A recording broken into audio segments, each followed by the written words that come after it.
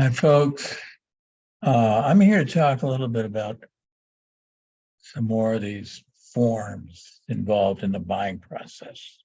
I'm going to try to make this quick or reasonably not too tedious. So we'll go through this. A whole bunch of forms, as I've said before. Real estate is nothing if not paperwork. The first thing we've got here is we have the mandatory disclosure. It's mandated by the Commonwealth of Massachusetts for any agent to tell you who the agent is representing. They're representing the buyer, they're representing the seller. They're representing you, they're representing somebody else, they're representing nobody. On the back of the sheet, it tells you all the different kinds of agency. But the important thing is here when we're talking about the buyer process is that we're talking about buyer agency. This is a disclosure that I, the agent, am representing you, the buyer. And beyond that, because of the brokerage I work for, I'm a designated agent. Leading Edge Real Estate designates me as your agent. That means I'm the one in the office, I'm the one in the organization who represents you. If you trip over some other agent at the organization, they don't represent you, so don't tell them your secrets. And sometimes, since it's a large brokerage, you might find that a home is listed by another leading edge agent. That agent doesn't represent you, I represent you. All right, that's the easy part. That's the mandatory declaration, and you'll look it over when we meet. Okay, the next thing we get around to is the buyer agency agreement. When we sign that at the same time that we sign the buyer agency agreement. There are two different buyer agency agreements, basically one from the Greater Boston Real Estate Board and one from the Mass Association of Realtors. I like the Mass Association of Realtors better because it specifies very particularly what the broker's obligations are and what the buyer's obligations are in a certain amount of detail. So it's very clear who is obligated to do what. And it sets out the terms of the agency itself, sets out the duties of the broker, duties of the buyer, and sets out how the agent, how the buyer's agent is being paid and how much. General, well, I won't do that, okay, but it's not that much, frankly. Anyway, we'll talk about that when we talk, all right? Then we've got other pieces of paperwork, hold harmless agreement, which simply says that people, if you ask for recommendations for people, home inspectors, whatnot, and I give you a name or names, and if they fail to do a decent job, not only will I be extremely upset, you'll be extremely upset, but you can't blame me because I'm not responsible for what these third parties do, what these other people do. All right. So that's the beginning of the paperwork. One of the documents I have to give you is the home inspector's consumer fact sheet, all about home inspection. A trained, licensed home inspector gets hired by you, and they come in and they inspect the house. That's the theory. These days, it's a little more complicated than that because there's so few houses for sale in this market and so many buyers that some buyers try to get an edge by waiving the home inspection.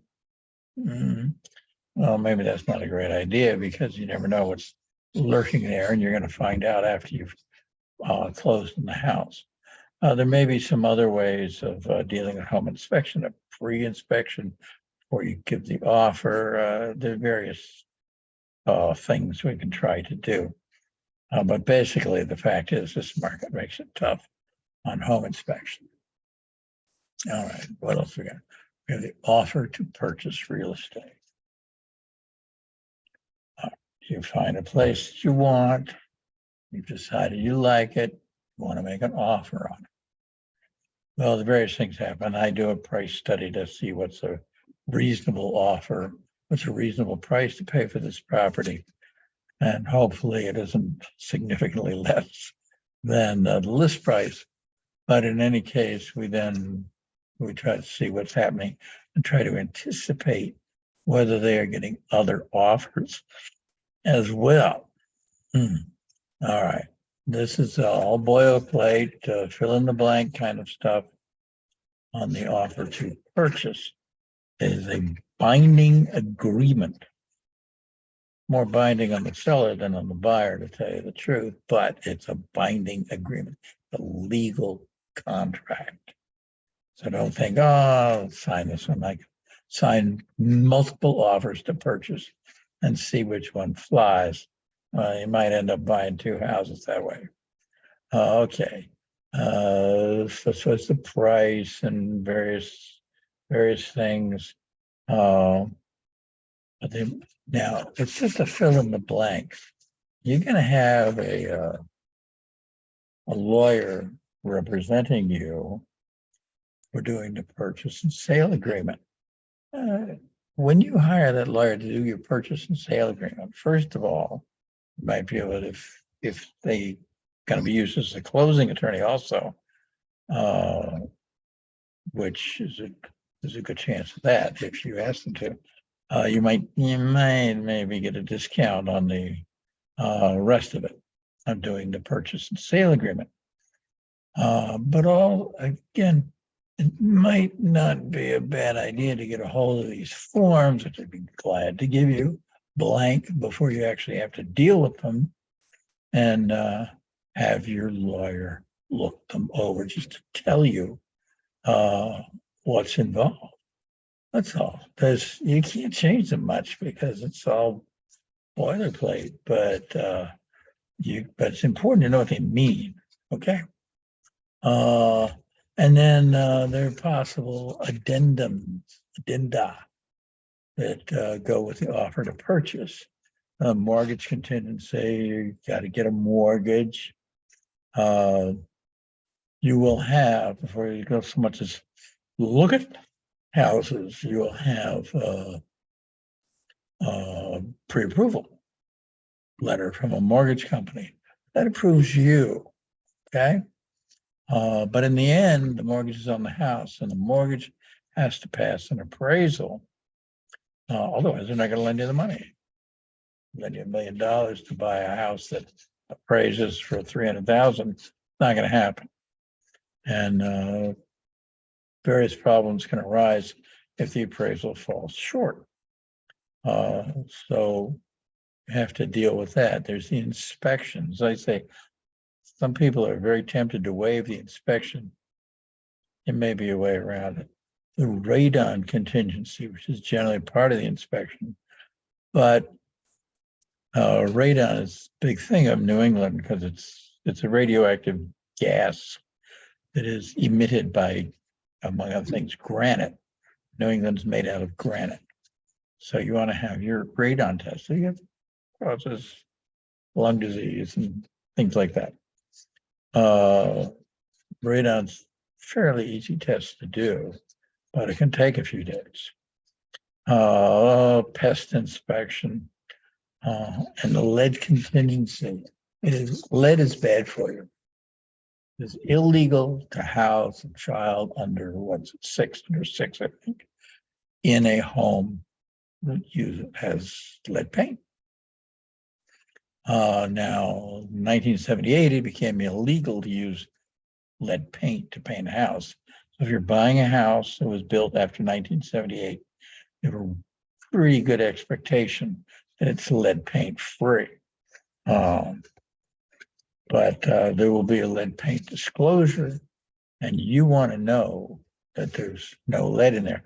Doesn't mean you have to do a lead test, but there's a lead paint disclosure where the seller tells you whether or not they know of any lead in the house. Okay. Now, we have a consumer protection plan that is, I think it's unique to Leading Edge. And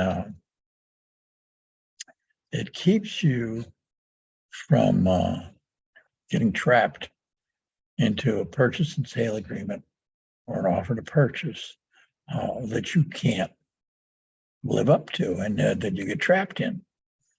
So this is unique to us. It's very good. You're protected with the consumer protection plan. It's 2 pages, and contract for the offer to purchase is expressly conditioned on the execution of a mutually acceptable purchase and sale agreement. So unless she moves on to the purchase and sale agreement, the offer to purchase is not quite as ferociously binding as it might otherwise be. Unless the P&S for sale agreement is waived, which seems unlikely.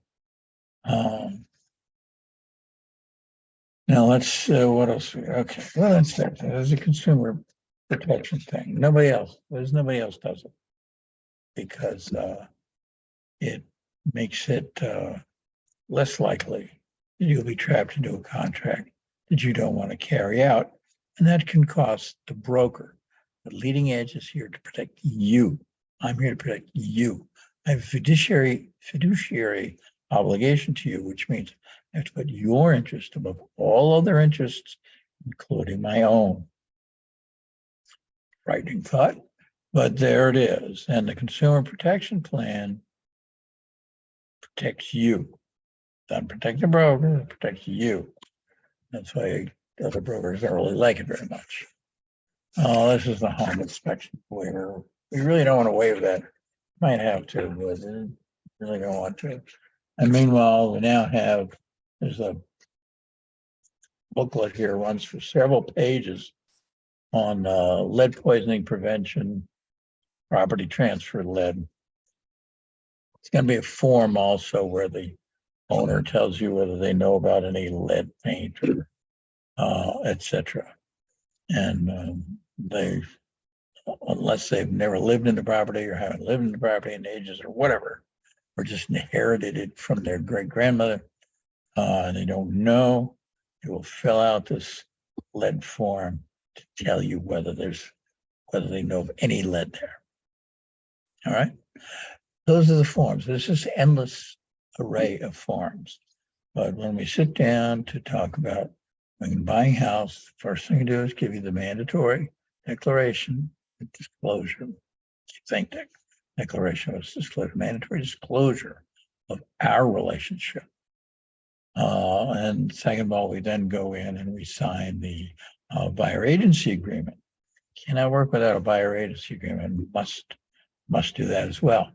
Otherwise, it's unclear what everybody's responsibilities are. And we want that to be really clear. So if I fall short, you can say, well, it says right here in the contract, you're supposed to do this. If you fall short, I say, much to your surprise, you owe me money. And you go, oh, no, I can't possibly owe you money. And there you are. Okay. But it's all spelled out in the buyer agency agreement from the Mass Association of Realtors. And that's what we're going to do. Okay. We're going to have all this paperwork piled up. It seems like a lot when we talk about it here. But the truth is that it all makes sense at the time. We go through it all. And if you get the packet before final decision is made and just have a lawyer take a quick look at it, and I think they'll be all right with it, basically, because it's just boilerplate. They see this kind of stuff all the time, but it's worth asking a lawyer about. Okay? Don't want anybody to have any surprises, any shocks along the way. All right? Because I'm here for you. We're here for each other. We will do this together. All right? I hope so. I'll be looking forward to seeing you. Thank you very, very much. And don't forget part 1 and part 2. Thank you.